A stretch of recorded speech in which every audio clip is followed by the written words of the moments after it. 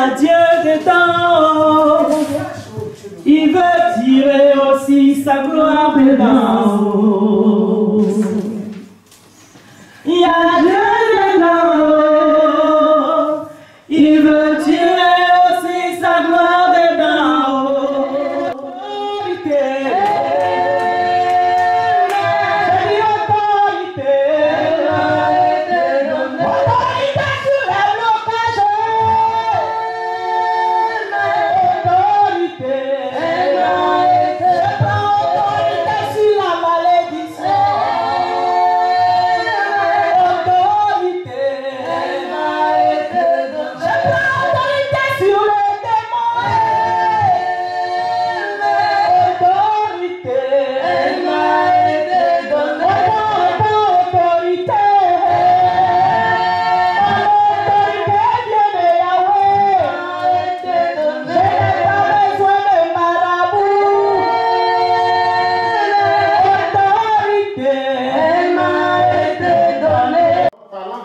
Donc, je voudrais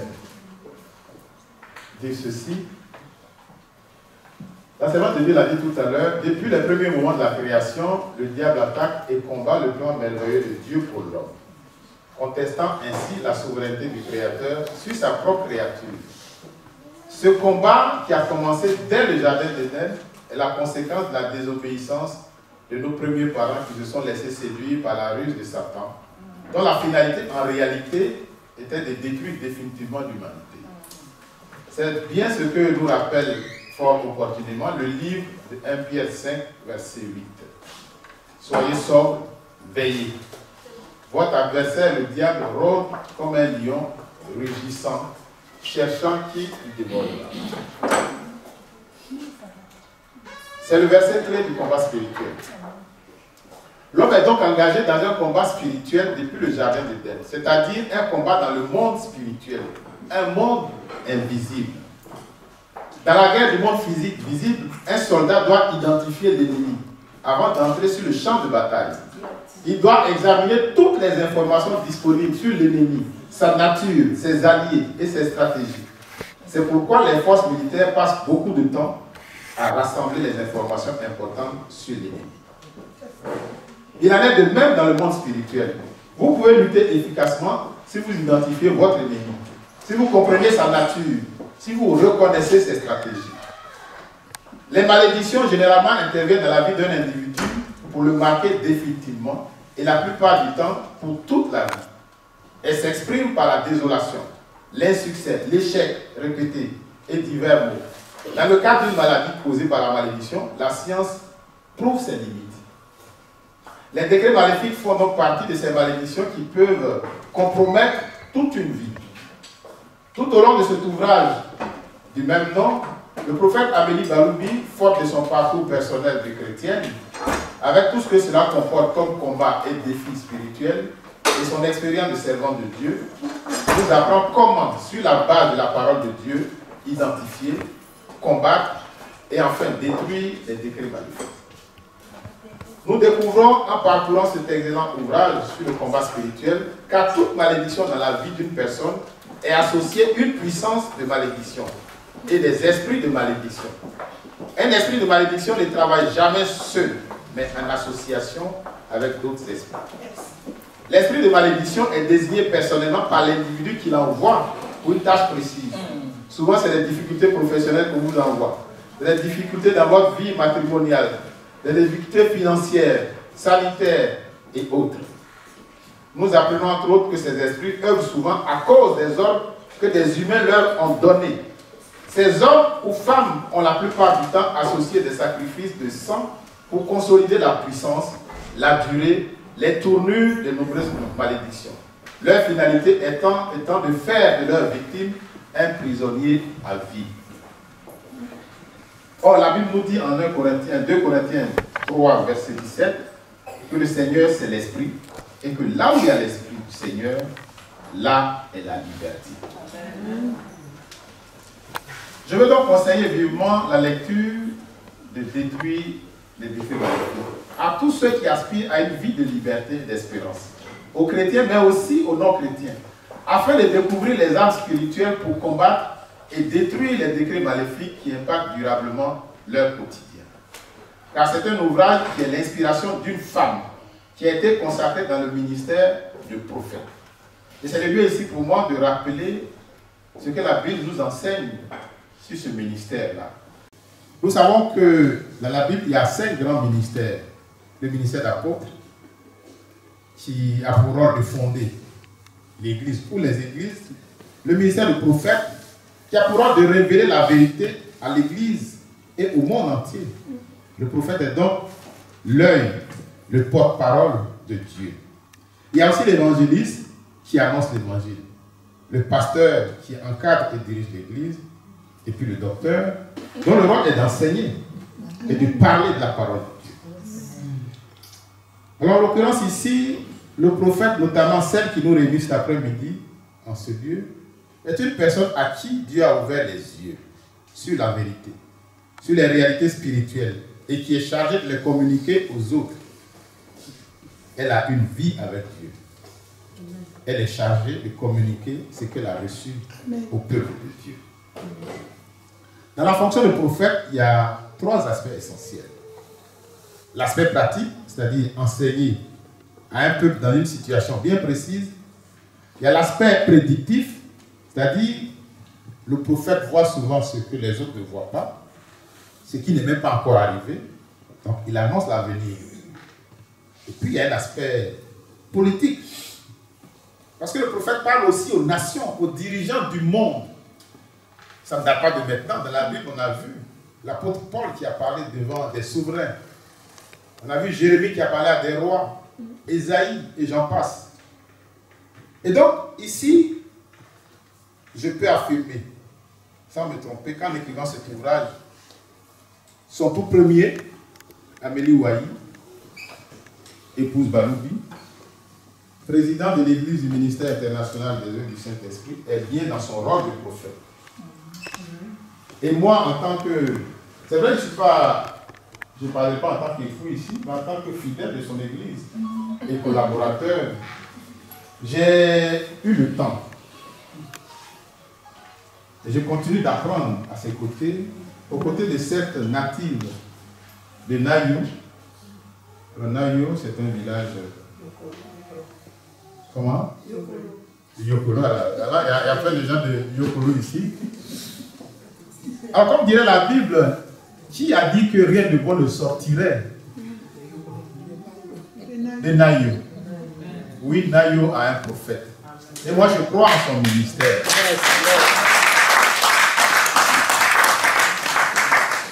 Je voudrais donc ici la féliciter pour sa détermination. C'est vrai, en tant que professeur, j'ai eu ma contribution, mais j'avoue que c'est vrai, il y a la matière, il y a ce qui est, je dirais, mondain, charnel, mais le spirituel, et dans ce domaine-là, il y a beaucoup de choses sur lesquelles on ne s'est pas entendu. Et elle a eu raison, puisqu'elle parle de la part de Dieu. Je me suis donc incliné devant la Seigneurie. Je vais la féliciter et l'encourager à continuer, parce que Victor l'a dit, souvent les paroles s'envolent, les écrits restent. C'est pour ça d'ailleurs que nous avons la Bible. Dieu, quand il inspirait les écrivains de la Bible, a dit, écris, pose cette prophétie par écrit. Parce que l'écrit reste. Et la Bible, vous savez, c'est le premier livre qui a été imprimé au monde. Malgré toutes les attaques, malgré tous les devoirs, la Bible a subsisté jusqu'à ce jour. Prophète Amélie Baloubi, que Dieu te bénisse. Amen. Que Dieu te bénisse. Merci beaucoup.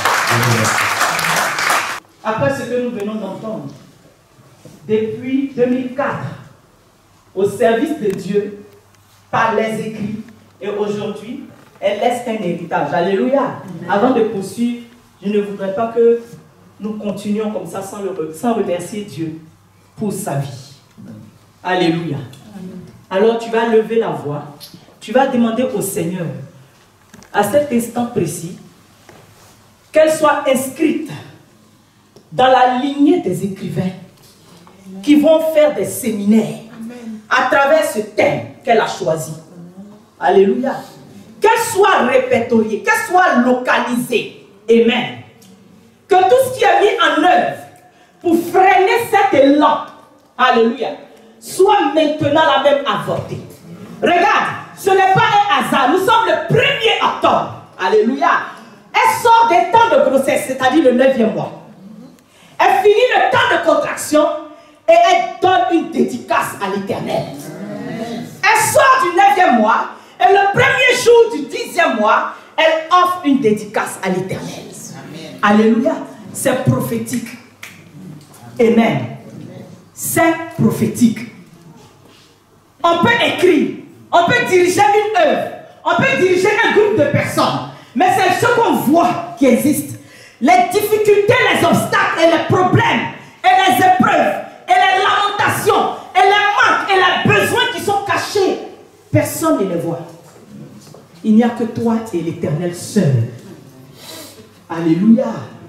C'est pourquoi, s'il te plaît, demande à Dieu de la localiser.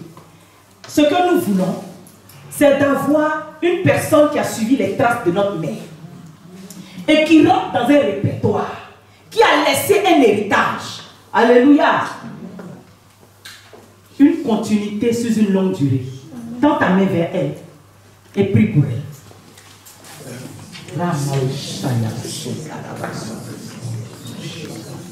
Merci Dieu de gloire.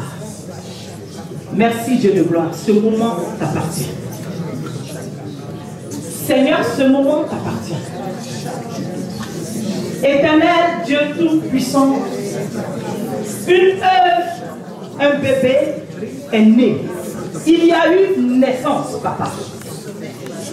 Seigneur, dans la tempête, dans les difficultés, quelquefois dans la fatigue, quelquefois, Seigneur Père, dans les doutes, quelquefois, Seigneur Père, dans les manques, Éternel, il y a eu une naissance. Notre prière ce soir, c'est qu'elle puisse être, Seigneur Père, localisée de là où elle se trouve. Et que ses limites soient brisées. Et qu'elle aille au-delà de ses capacités, Père. Qu'elle aille au-delà de ses capacités. Donne-lui l'inspiration nécessaire. Donne-lui d'être inspiré davantage. Éternel, nous voulons la voir, Père. Parcourir les nations. Remplis-la davantage. Inspire-la davantage. Soutiens-la davantage, Père. La deuxième prière, avant de continuer, tu vas demander à Dieu de faire la grâce. Que ce livre aille loin au point où nous nous retrouvons encore pour un tome 2. Seigneur, que ta puissance accompagne la lecture de ce livre, au point où les témoignages en découlent, pour qu'il en existe encore. Seigneur, que ce livre te glorifie, que ce livre te glorifie. Seigneur Père, que ton esprit atteste de ta présence dans ce livre. Que ton esprit accompagne toute lecture, afin que Dieu de gloire, ce livre ne rentre pas dans les oublis. Que ce livre n'entre pas dans les oublis. Seigneur Père, ton cœur et ta volonté, c'est la délivrance des âmes. Que le diable tienne en captivité. Alors nous croyons, Papa, que tu vas glorifier ton nom, afin de passer encore à une étape avec plus d'inspiration, avec plus de précision, avec plus d'onction. Merci Dieu de gloire. Merci pour ta grâce. Tout s'est passé pratiquement ici en France, au début des années 2000. Et nous avons donc été poussés à faire le culte avec la révérende Hélène Willy Kakou, qui sera là tout à l'heure, la veuve du prophète Kakou Sébirin. Donc en son temps, qui était l'une des précurseurs du mouvement évangélique ici en France. Et nous sommes retrouvés tous les dimanches dans son creuset sur ses conseils et faire le culte avec elle. Et très rapidement, pour prendre notre place dans l'assemblée, nous nous sommes recrutés un petit nombre de 4, 5, 6 personnes qui avons décidé de communiquer sur cette œuvre. Et donc, chemin faisant, nous passons les annonces de l'Église et il nous est arrivé, sous inspiration, d'écrire, de faire un journal pour placer, pour répéter, pour diffuser ce que nous apprenons, les enseignements qui nous avaient été donnés. Amen. Nous étions pratiquement, cette aventure a commencé en 2001-2002. Dans notre journal, notre sœur, la prophète Baloubi, écrivait une rubrique qui s'appelait comme ça, « Les petits conseils de la sœur Amélie ». Ça pouvait bien faire rire parce qu'il fallait combler le journal. Les petits conseils, comme ceux qui veulent à la télé, bon, les petits meurtres d'Agatha Christie. Voilà. Mais je vais changer de chapitre et vous me comprenez, je vais vous demander de me suivre. Dieu fait plusieurs bénédictions. Jésus marche et il voit une femme qui part enterrer son fils qui est mort. Jésus ressuscite l'enfant. Amen. En clair, en un jour, Jésus fait un miracle. Et il y a plusieurs types de miracles qui sont faits dans la vie. Le ministère de Jésus lui-même a duré 3 ans. En clair, ce dont on parle encore aujourd'hui, il a eu un ministère qui n'a duré que 3 ans. Et puis, il nous est enseigné dans le livre de la Genèse la foi d'Abraham. Abraham était un homme comme vous et moi. Il avait 75 ans quand il a entendu la voix de l'Éternel. Dieu a dit, Genèse chapitre 12, va-t'en de ton pays, va-t'en, va-t'en, va-t'en. Et Abraham a écouté la voix de Jésus, il est parti. La récompense qui lui était due au bout de son obéissance, c'était lui donner une descendance. Le Seigneur lui a dit en son temps, regarde, si tu peux compter les étoiles du ciel, tu les connaîtras, la descendance que je te donne. Amen. Amen. Mais parti à 75 ans, c'est à 100 ans, lorsqu'il n'y croyait plus jamais que le Fils de la promesse lui a été donné. Amen. En clair, il y a des bénédictions qu'on peut avoir du réveil de la main à la seconde. Il y a des bénédictions qu'on peut avoir sur 3 ans. Il y a des bénédictions qui peuvent durer toute une vie, voire 25 ans. Au moment où, pour prendre le témoignage de sa femme Sarah, elle a dit, mon Seigneur aura encore-t-il des envies, et moi-même, elle avait 90 ans, de corps usé pourrait sortir de quelque chose. Amen. Je prends ce détail-là pour pouvoir étayer mon raisonnement. Parce que ce que nous avons commencé ensemble avec la prophète Baloubi a commencé au début des années 2000. Nous sommes aujourd'hui en 2022, soit près de 22 ans après.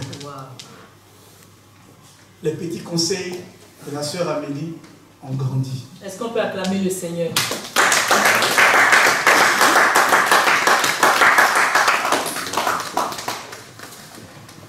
Vous savez qu'on dit qu'on ne lance pas des pierres aux fruits qui sont pas... C'est aux fruits mûrs qu'on lance des pierres. Et pour prendre ma sœur, son chemin avec Dieu n'a pas été un long fleuve tranquille. On croyait qu'une femme célibataire, en son temps, ne pouvait pas servir Dieu. On croyait qu'il fallait être d'abord marié. On croyait qu'il fallait ceci, qu'il fallait cela. Et notre sœur a subi beaucoup de railleries pour le tuer dans son quotidien. Le Seigneur, il fait avec chacun d'entre nous, tantôt d'une façon, tantôt d'une autre.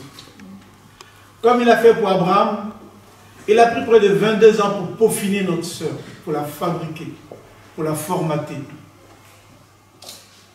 Quand elle a quitté l'assemblée, elle n'avait pas laissé la main du Seigneur. Dans sa maison, avec ses filles, et peut-être certainement quelques voisins, tous les dimanches, elle y faisait le culte. Amen. Tout à l'heure, notre sœur Thérèse a dit que servir Dieu, ce n'est pas prier dans un stade de football avec 20 000, 25 000 personnes, mais c'est marquer le quotidien. C'est transformer sa maison avec sa femme, avec ses enfants en église. C'est ça le véritable enseignement que nous devons tirer de ces 22 ans pendant lesquels le Seigneur a travaillé, a peaufiné, a formaté notre sœur pour endurcir son cœur, pour transformer ses idées, pour formater sa foi, pour faire d'elle véritablement une servante de Dieu. Amen. Amen. Pendant ce parcours, il lui a envoyé tous les éléments de sa consécration. Je vais parler d'une phrase de quelqu'un que nous connaissons ensemble. C'est... J'ai un petit trou de mémoire. Afian Jama. Qui disait comme ça: quand tu te promènes avec un mouton, c'est poil de mouton qui reste sur toi. Amen. Amen. Notre sœur, dans son parcours, ne s'est pas promenée avec le mouton. Il a plu au Seigneur de lui envoyer l'homme avec lequel elle ferait sa vie, qui était l'universitaire, un enseignant. Amen. Quand tu te promènes avec l'universitaire, c'est bénédiction d'universitaire qui reste sur toi. Amen. Amen. Quand tu te promènes avec un universitaire qui écrit un livre, qui écrit des livres, c'est ta plume qui s'enrichit. Amen. Aujourd'hui, la femme de l'universitaire a elle aussi écrit un livre. Et vraiment, c'est tout un honneur, c'est tout. Ce que nous avons fait 22 ans plus tôt. J'ai retrouvé les archives tout à l'heure.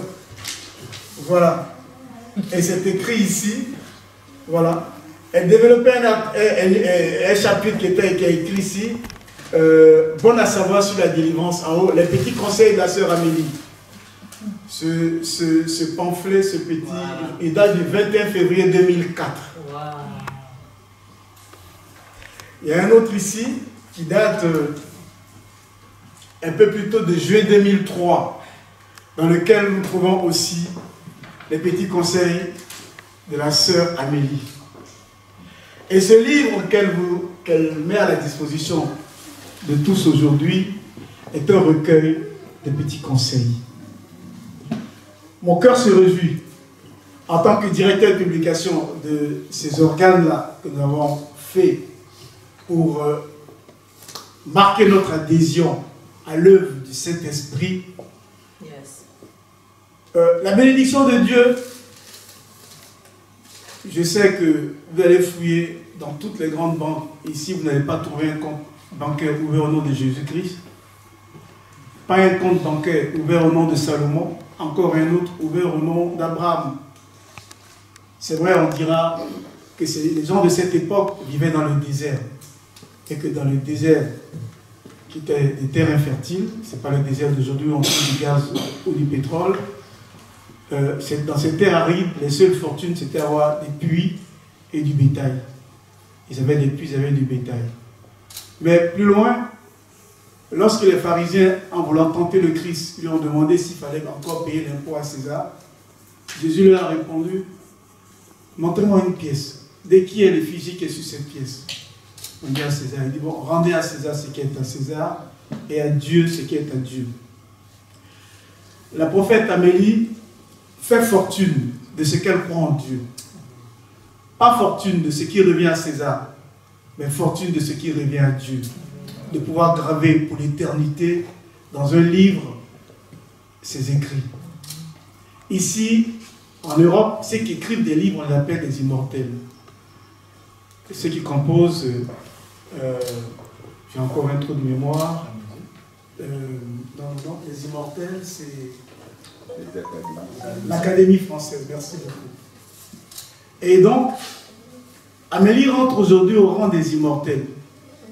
Notre vie sur la terre est un pèlerinage. Demain, certainement, Dieu va la rappeler comme chacun d'entre nous tous. Mais l'œuvre qu'elle a écrite restera l'œuvre. Merci Victor.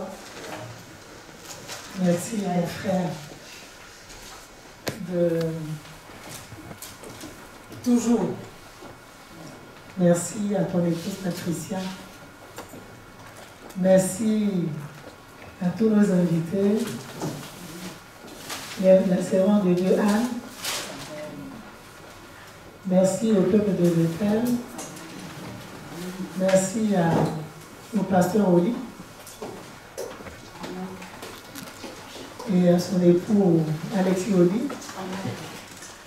Merci à Mireille, Saki et sa maman qui en a. Je vois et Chimane. En tout cas,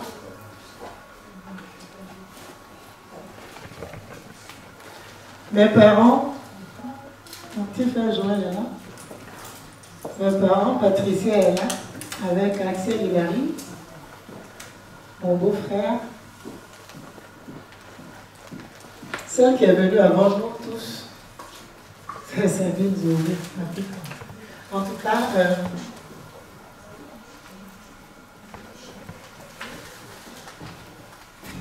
Amen. Amen. Il y a la chante au Waïro Boï Chantal qui est là. Je voudrais qu'on acclame la servante du Seigneur. Elle est venue avec notre enseignant. Je pense que tout à l'heure, même si tout n'est pas réuni, maman, tu vas chanter un petit cantique pour nous réchauffer un peu.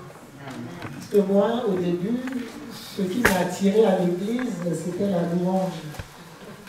Amen. J'aimais beaucoup danser, donc c'était ça déjà le moteur. Partir à l'église pour danser. Et petit à petit comme ça, le Seigneur a permis que je m'accroche et que j'abandonne les boîtes de nuit pour danser désormais dans cette assemblée. Amen. C'est comme ça que tout est parti. Je ne veux pas oublier la représentante Cogep du Val de Douane, c'est ça? Sois bénie, ma petite sœur.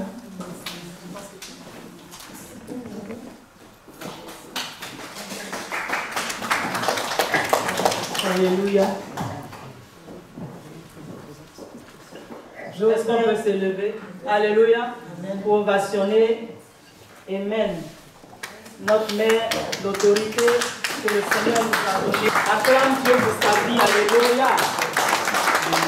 Parce que nous sommes les filles de ses entrailles. Alléluia. Amen. Acclame encore Dieu pour sa vie. Alléluia. Merci Seigneur. Merci Dieu de gloire.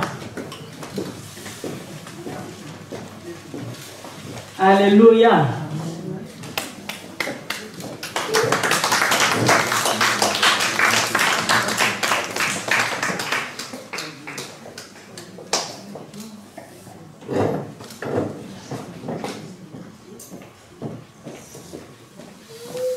On peut s'asseoir dans la présence du Seigneur.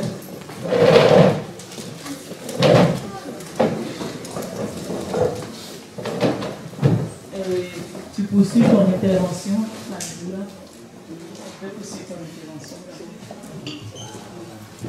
D'accord.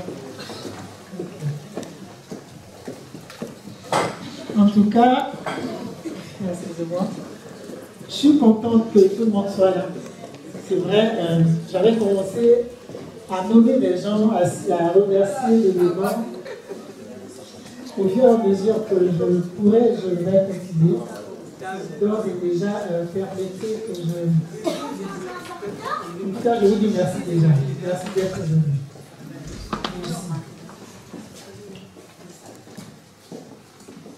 Ce qui nous réunit cet après-midi, c'est détruire les décrets maléfiques. Tout à l'heure, mon frère Victor a parlé de de Bethel Info. Amen. Parce que on vient tous de quelque part et on s'est retrouvés quelque part. Bethel Info était la rubrique, sinon le journal de l'église Bethel où nous étions. Et Victor, le directeur de publication, Julie, informaticienne, moi, j'animais ma rubrique, les petits conseils de la sœur Amélie. Et après, le groupe s'est étouffé, on faisait les annonces. Ma sœur Laetitia, qui n'est pas là parce qu'elle a du temps, Mireille n'a pas pu venir, d'autres n'ont pas pu venir. Mais je bénis le Seigneur pour votre vie. Avant toute chose, je voudrais qu'on acclame celle qui m'a fait découvrir Jésus-Christ de Nazareth. Yes.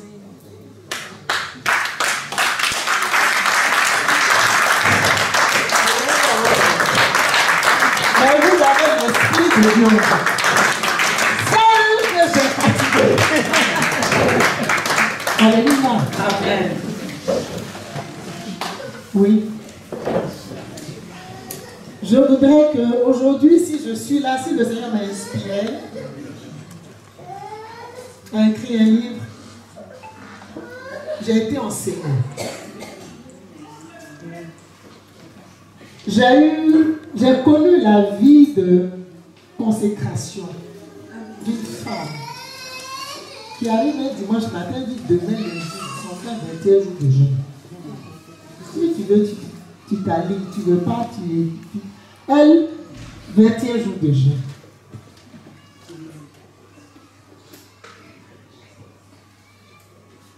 C'est, comment on appelle, l'enseignement que j'ai reçu, la vie de consécration. On peut nous voir comme ça, tel que nous sommes.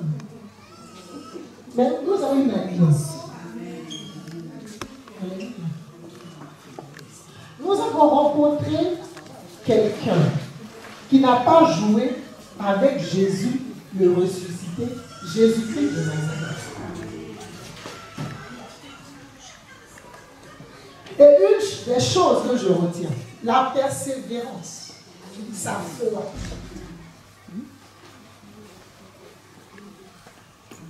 Tu nais, tu as des parents biologiques. Tu viens dans le Seigneur, tu as des parents spirituels. Et moi, la première fois quand la sœur Elisa m'appelle pour dire le prophète Kabou Sévérin arrive en France, et que je vais au programme, je vois une femme, une jeune femme, aux côtés du prophète Kabou Sévérin. Finalement, il est parti plus tôt. Une femme qui aime le Seigneur. Une femme engagée. Une femme qui avait les épaules pour supporter nous là. Oui. On parle même que des fois la prédication te fait facile. Tu es fâché parce que tu crois que c'est de ton temps, c'est une question.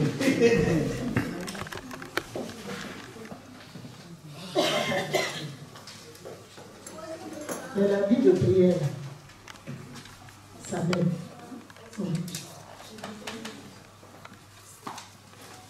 Elle ne recule devant rien. Elle n'a pas peur de quoi que ce soit. Quand c'est difficile, tu l'appelles.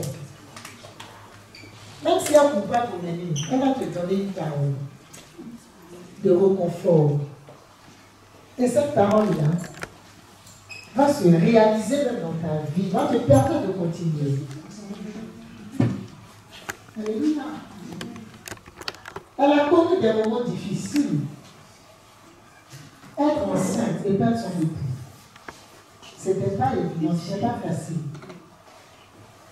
Elle a cru. Elle a persévéré. Aujourd'hui, il y a 2 jours, je l'ai appelé, je lui ai dit, je suis fière de toi. Parce que ce que nous sommes aujourd'hui, c'est le prix que tu as payé. Et c'est le prix que tu continues de payer pour d'autres qui vont arriver.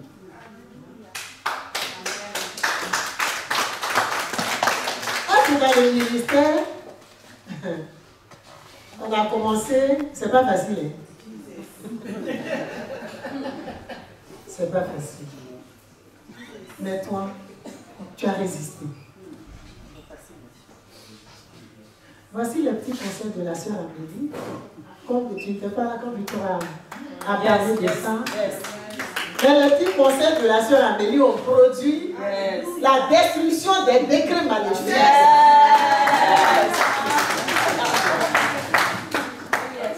Je voudrais qu'on se tienne debout. On acclame le Dieu des cieux pour la vie de ma mère. La réponse est l'unique parmi. Comment tu mérites ton ovation? Tu mérites qu'on t'honore. Que ma vie, qui est témoignage, t'honore. Que mon frère du peuple est aujourd'hui serviteur de Dieu. La couronne, c'est-à-dire ta place est préparée. Que Dieu te bénisse, maman. Et merci de nous honorer de ta présence. Je sais que tu es très très occupée. Mais comme c'est ta fille qui a écrit que le Seigneur a utilisé pour ce jour, tu es venu nous soutenir. Que Dieu te bénisse.